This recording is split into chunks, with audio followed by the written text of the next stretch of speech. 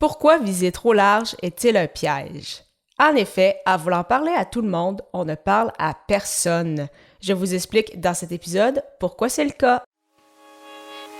Les médias sociaux en affaires est votre rendez-vous hebdomadaire pour en connaître davantage sur les différents réseaux sociaux et les plateformes de création de contenu dans un contexte d'affaires. Chaque semaine, je, Amélie Delebel, répondrai à une question thématique qui vous permettra d'appliquer concrètement ces conseils pour votre entreprise. C'est parti! Salut et bienvenue sur les médias sociaux en affaires, épisode 109 sur pourquoi viser trop large est-il un piège? En effet, c'est un problème que je vois souvent en lien avec la création de contenu, que ce soit avec le blog, le podcast, la vidéo ou bien évidemment nos messages sur les réseaux sociaux. Donc, pourquoi c'est un piège en fait de viser trop large? C'est tout simplement parce que le contenu ne sera pas niché, ne sera pas adapté pour l'audience cible que vous tentez de rejoindre, votre fameux persona. Donc, si vous n'avez pas encore écouté mon épisode 6 sur justement comment définir votre persona, vous pouvez vous y rendre à la fin de cet épisode au amiedelebel.com/E majuscule 006.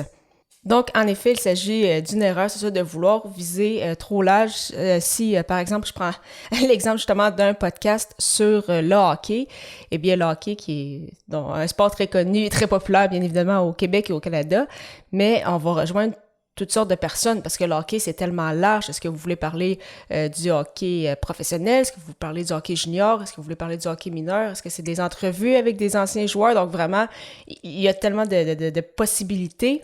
Et donc, ce ne sera pas nécessairement tout le monde qui va être intéressé par ce sujet-là parce que ça va tellement être vague qu'au final, on rejoindra peut-être pas ceux avec qui on souhaite discuter. Si, cependant, je sais pas, vous êtes un entraîneur et donc vous voulez justement donner des conseils à des jeunes joueurs avant qu'ils atteignent le junior. Donc, par exemple, pour les jeunes qui débutent dans le hockey mineur, donc par exemple de 4 à 15-16 ans, eh bien, vous pouvez faire un podcast sur ce sujet-là qui va s'adresser peut-être à ce moment-là un peu plus aux parents pour donner des conseils justement à leurs jeunes joueurs. Donc, vraiment, avoir un sujet niché va vraiment vous permettre de créer du contenu plus facilement. Ça va vous permettre de créer du contenu adapté pour votre audience et ça va aussi vous permettre de vous adresser de la bonne façon à cette audience en question. Donc, est-ce que par exemple, une question qui revient souvent en français, que je me fais souvent poser, c'est « Amé, est-ce que je dois utiliser le tu ou le vous avec mon audience? » Et la bonne réponse, c'est justement, ça va dépendre de celle-ci. Est-ce que celle-ci s'attend à se faire tutoyer? Est-ce que celle-ci s'attend à se faire vouvoyer? Et vous, personnellement, qu'est-ce que vous aimez le plus? Si pour vous, vous n'êtes pas très à l'aise de tutoyer votre audience, ça va se sentir aussi. Donc, à ce moment-là, comme je le fais, utilisez le vous, il n'y a vraiment pas de souci. À l'inverse, je connais des gens qui automatiquement utilisent le tu parce que dans la vie de tous les jours, ils vont tutoyer les gens, même si c'est la première fois qu'ils les rencontrent. Donc vraiment, ça aussi, ça va dépendre pour vous et ça va dépendre aussi de votre persona.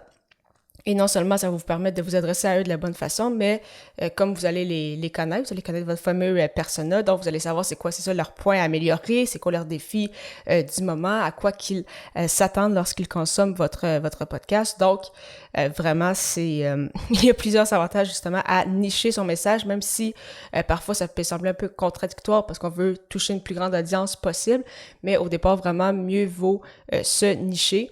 Et à chaque trimestre, en fait, je recommande de regarder justement un peu votre persona pour voir justement est-ce qu'il a évolué, est-ce qu'il a changé, est-ce qu'il s'attend peut-être à autre chose. Donc, justement, une fois par 3 mois, de regarder un peu ces points-là, vraiment, ça peut nous aider aussi et ça va faire en sorte que le message va s'adapter parce que clairement que votre persona va également s'adapter au fur et à mesure. Et également, quand on sait à qui qu'on s'adresse, donc oui, quand on crée du contenu, mais ça aide également à adapter vos messages, par exemple, sur les réseaux sociaux. Ça va vous permettre de savoir quel type de visuels sont intéressants pour eux quand vous souhaitez faire votre promotion. Donc, bien évidemment, on ne va pas s'adresser de la même façon, on ne va pas utiliser les mêmes visuels si, par exemple, notre audience cible, c'est peut-être les jeunes adolescents ou sportifs, hockeyeurs ou justement les personnes âgées ou les personnes qui vont à la retraite. Donc, bien évidemment, le message, c'est ça, et les visuels ne seront aucunement les mêmes. Donc, c'est pourquoi, en ayant une audience beaucoup plus nichée, eh bien, vous allez être en mesure de mieux vous adresser à celle-ci. Et justement, en connaissant également votre persona, vous allez être capable de savoir où les rejoindre parce que vous allez savoir comment ils consomment leur contenu, sur quelle plateforme ils se retrouvent, est-ce qu'ils sont plus sur Facebook, est-ce qu'ils sont plus sur TikTok, est-ce qu'ils aiment mieux le podcast, est-ce que peut-être qu'avoir de la vidéo, ça pourrait être intéressant. Vous allez savoir quel type de contenu leur parle, parce que vous allez avoir fait aussi des essais, vous allez peut-être avoir eu des retours de gens qui sont justement votre persona qui vont vous dire « Ah, j'aime beaucoup quand tu fais ci, ah, j'aimerais peut-être mieux de telle façon. » Donc, vraiment, connaître son persona, connaître son audience, ça va vraiment vous permettre de bien adapter votre message et ainsi ne pas nécessairement vouloir rejoindre tout le monde, parce qu'on dit souvent dans le milieu qu'à vouloir rejoindre tout le monde, on ne rejoint personne, et c'est vraiment ça, parce que si votre message est tellement large, ça veut dire qu'il va être très vague, et donc personne va nécessairement, ou très peu de gens vont se sentir concernés par ce message-ci. Donc, est-ce que vous allez vous limiter? Pas du tout, bien au contraire. C'est même en sorte que les gens vont plus venir vers vous, parce qu'ils vont savoir que vous êtes spécialisé, que vous allez discuter d'un sujet en particulier qui les intéresse eux. Donc, encore une fois, c'est sûr que si je prends l'exemple du podcast, d'emblée, en francophonie surtout, on rejoint moins de gens, par exemple, qu'avec la vidéo, mais l'auditoire est beaucoup plus engagé. Les gens restent avec vous en moyenne, selon les dernières statistiques qui sont sorties en 2022, il y a quelques semaines.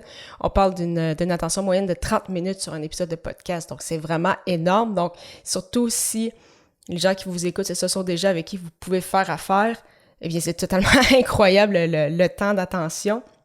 Donc, vraiment, c'est pourquoi il n'y a que des avantages en fait à bien nicher votre message. Et comme je l'avais mentionné, il n'y a rien qui vous empêche, au fur et à mesure que votre persona évolue, d'évoluer également un peu votre création de contenu. Si par exemple, vous voulez agrandir votre offre, si vous voulez offrir plus de choses, toucher à plus de sujets, il n'y a pas de souci, mais vraiment, au départ, importance de bien nicher le tout. Comme de mon côté, si je prends mon exemple, je le sais que ce podcast-ci a été pensé pour les entrepreneurs avec une petite équipe, donc des petites PME, mais également des solopreneurs, donc des gens qui sont tout seuls au sein de leur entreprise, mais parfois vont déléguer, avoir des pigistes. Et au fur et à mesure, justement, que j'ai reçu des messages, que j'ai eu des retours, que j'ai discuté avec des gens qui m'écoutent, je sais également qu'il y a beaucoup de travailleurs autonomes qui débutent peut-être au niveau du marketing ou qui, justement, veulent pousser leur entreprise plus loin et qui m'écoutent également. Donc, comme je le mentionnais, le persona évolue et c'est tout à fait correct, mais vraiment, importance de ne pas viser trop large et de bien connaître votre persona. Parlant, justement, de vous adapter et de connaître comment votre persona consomme le contenu, donc connaître justement les dernières tendances sur le web.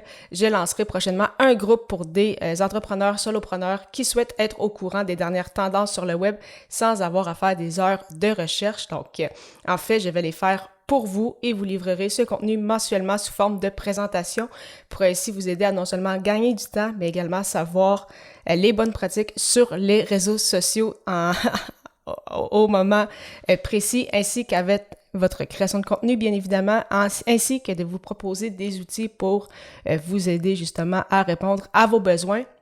Et bien sûr, également, lors de ces séances, je répondrai à toutes vos questions. Donc, si vous êtes intéressé, simplement me contacter par courriel au Amélie-Delebel31, donc 31@hotmail.ca avec comme sujet libérer temps. L'adresse courriel sera également dans les notes d'épisode.